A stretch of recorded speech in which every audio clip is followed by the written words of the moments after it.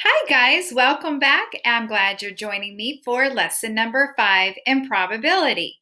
Today we're going to review simple probability, which we learned last week, and then we're going to learn compound probability, what it is, how to calculate it, and you'll be ready for your new assignment in IXL DD9.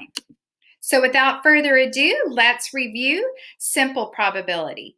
As you recall, last week we learned that it is the ratio of favorable outcomes to the total number of possible outcomes for something. And I have our slide from last week here that you can look at, and all of the ratios then were fractions. We were looking at one event last week. So this week we're starting out learning and calculating the compound probability. Now that is a mathematical term, and we're going to find out the likelihood of what two different independent events, what their likelihood of occurring is. So that in the essence is compound probability. So in order to do that, we're going to find the probability of event number 1, and then we're going to find the probability of event number 2, and then we're going to multiply them together. So we need to be really good at multiplying fractions.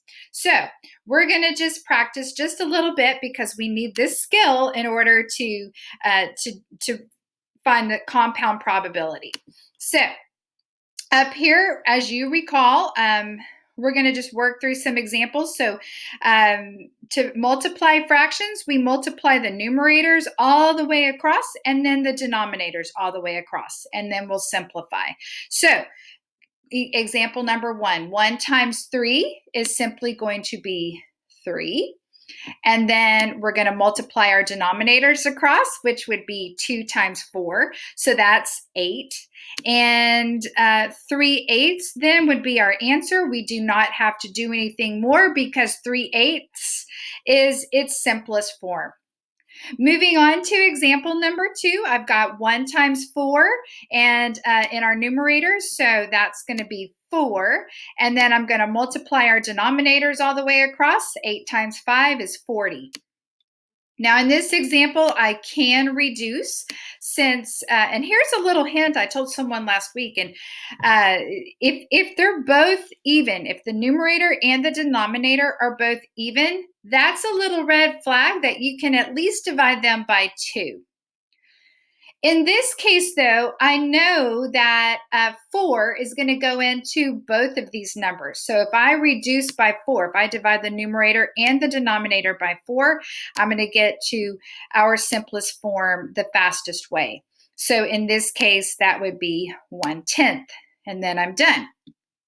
Moving on now to example number 3, I'm going to multiply those numerators all the way across. So 2 times 3 is 6.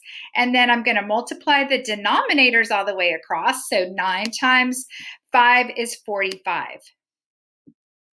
Now, I know that 6 is divisible by 3, and so is 45. So I'm going to divide 3 into both the numerator and the denominator. So 6 divided by 3 is going to be 2, and then 45 divided by 3 is going to be 15. And then I've got my simplest form right there. Okay, I think we're ready to work some examples on compound probability now that we're warmed up with multiplying fractions.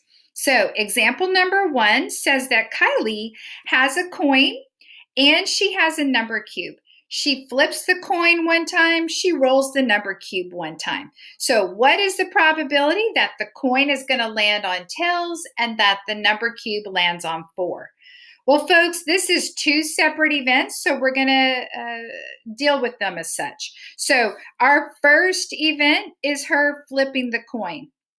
So the probability of her flipping the coin and landing on tails is 1/2. Now we're going to think about rolling the number cube and what the probability is for her rolling a 4. Well, that's just one favorable outcome out of 6. So the probability of her landing on a 4 is 1/6. I found the probability of event number 1. We found the probability of event number 2. And now we're going to multiply them together to get our answer. So I'm going to multiply those numerators all the way across. 1 times 1 is 1. And 2 times 6 is 12. Guys, that's our answer in simplest form, 1/12. It can't be reduced any further, so we're done.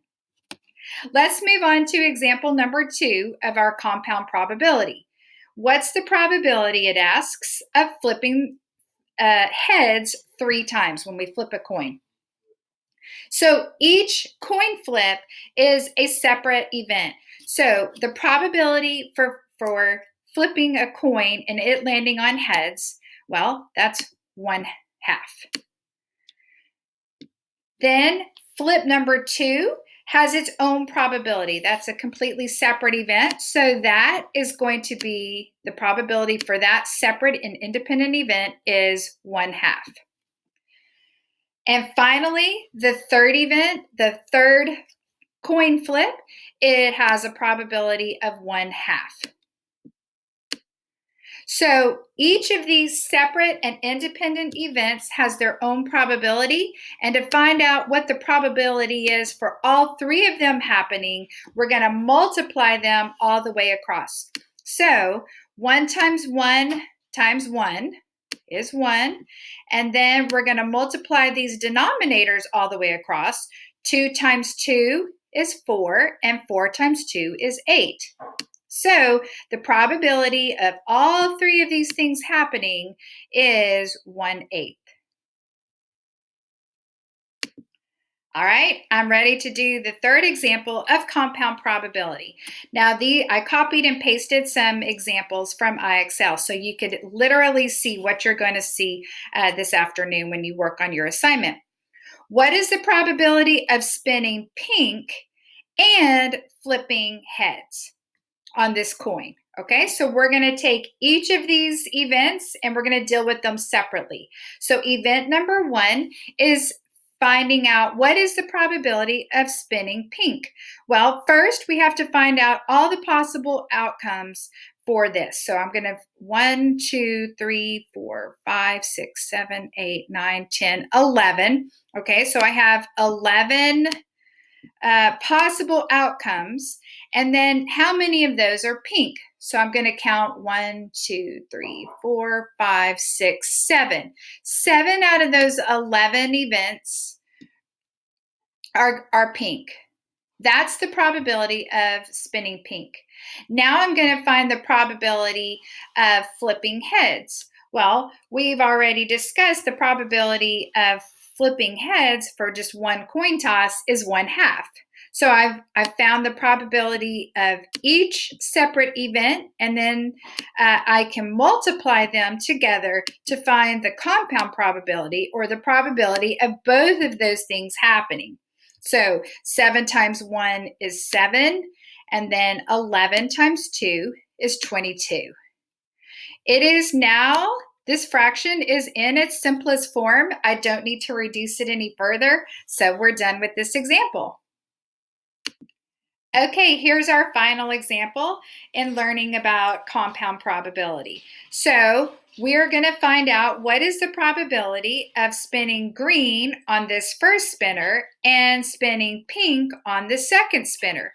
We're going to find the probability of each of these events separately, and then we're going to multiply them together. So let's find the probability of spinning green. Well, I've counted 1, 2, 3, 4, 5, 6, 7, 8, 9, 10. So our denominator is going to be 10 for this first event. There's 10 possible outcomes. And then there's only one green section. So our probability of spinning green is 1/10 on the first wheel.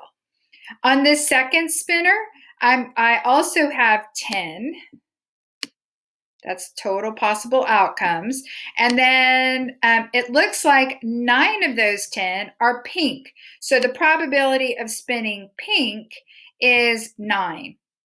Now to find the probability of both of these happening, I'm going to multiply them together to get my compound probability, or the probability of both things happening. 1 times 9 is 9, and then 10 times 10 is 100.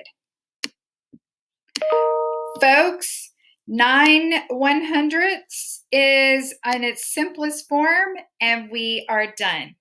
So we have completed all of our examples. So I officially think that you are ready now to do your IXL assignment. So go out there and get DD9 completed, and best wishes to you all. And let's do some math.